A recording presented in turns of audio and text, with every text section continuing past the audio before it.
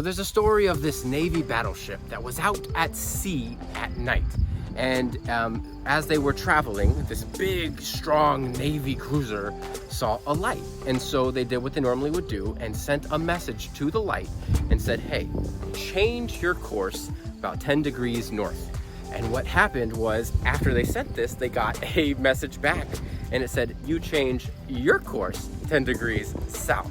Which was crazy because this was a battleship. This was one of the strongest, bravest, most mighty vessels in the sea. Getting a response to change their course?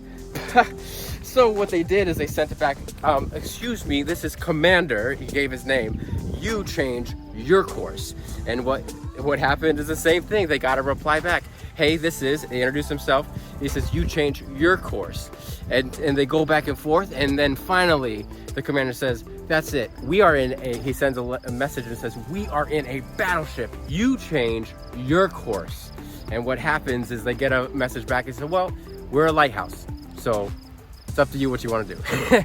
It's a funny story, but it reminds me of kind of like how in our lives, when we hear Jesus or read the Bible, because the Bible and God is the same yesterday, today, and forever. He never changes. He never moves. He's considered the rock of all ages, something that you can depend on no matter what.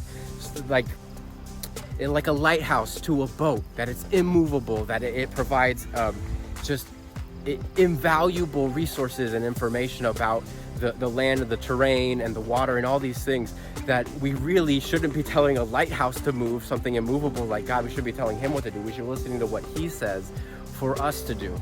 And so it's a kind of a silly story, but it's kind of funny, and it reminds me of how we are so often with God. The same way it's sort of silly for a ship to tell a lighthouse what to do.